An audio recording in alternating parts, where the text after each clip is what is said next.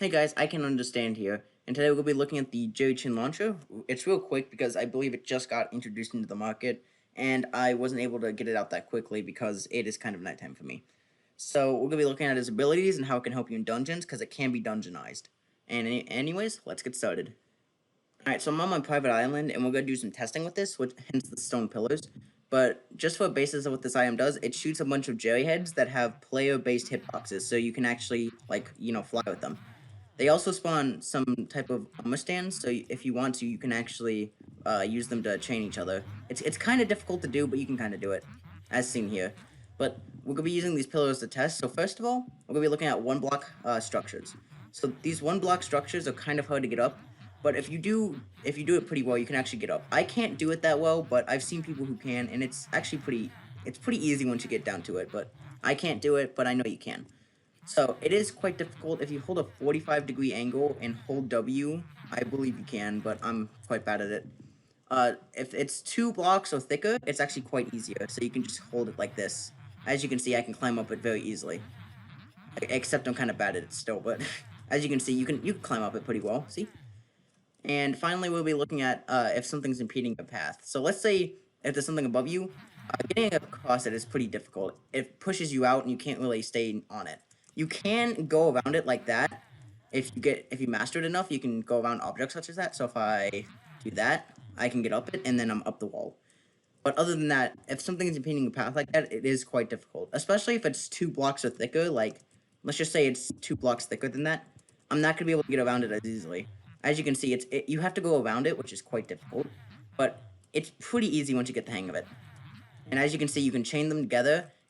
And if you're next to 2 walls like this, it can actually hit the walls themselves, and that's the easiest way to fly up, is if you're in between 2 walls in a 1 block space. As you can see, you can infinitely fly up. It's pretty easy once you get the hang of it to use this item, and it can be extremely useful for dungeons. Speaking of which, let's get on to the dungeon stats. Alright, so as you can see here, it is pretty easy to upgrade this to dungeon. As you can see, it costs 0 Wither Essence to actually get it to dungeon first, and then 5, 10, 25, 50, and 100. That makes it extremely easy to upgrade, and let me actually see if I have enough. I should have enough to actually upgrade it fully. Your essence? Yeah, okay, I should have enough. Let me upgrade that real quick. Cost 0, so it's basically free, and then I can upgrade it like so. Oop, it's a bit slow, but as you can see, as I power it up, that amount of mana goes way up. So as I power it up, as you can see, oh, I don't have enough? Oh, 7? Whatever, 4 stars is fine.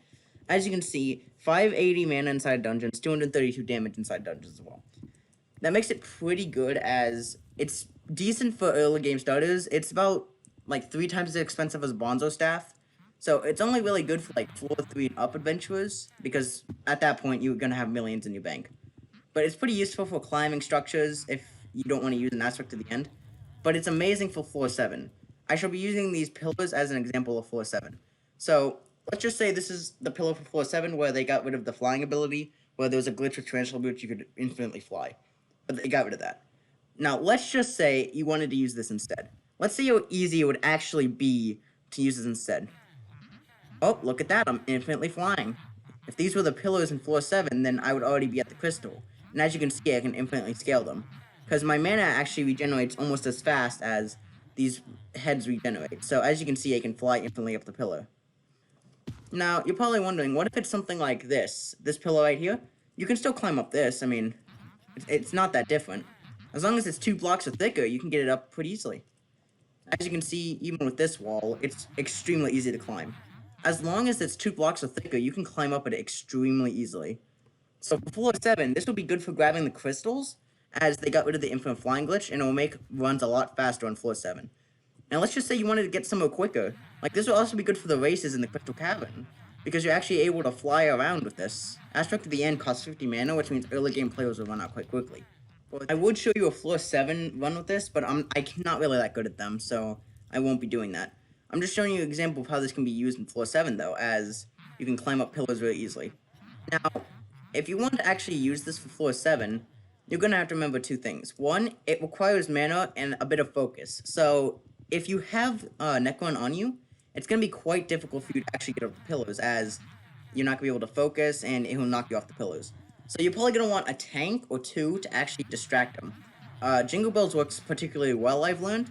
As a tank main myself, you can actually use Jingle Bells to distract them quite well. So if you use Jingle Bells, you can distract them so the person can climb up the pillars and get the crystals. Now, you're probably wondering, what happens if you die using this? Nothing really. I mean, in dungeons, you're not going to lose it. Unless you get a double death clicks, but that's quite rare. And the only thing that triggers that is like a vanilla death thing, stacked HP, it's yada yada. But I think they patched it, so it's fine. Other than that, this item is just really good for dungeons, and if you can afford it, it's definitely a must-buy. Overall, I give this about a 9 out of 10, as it's really good for utility and floor 7, but not much else. It's only good for those particular moments where you actually need it. But other than that, it's just quite useless, because it doesn't do as much damage as, say, a Hyperion, and it's not going to be used for fast travel such as a Aspect of the End. It's just really good for doing floor 7 and getting those fast S plus runs. Anyways, that's my opinion on the weapon. I'll see you guys later.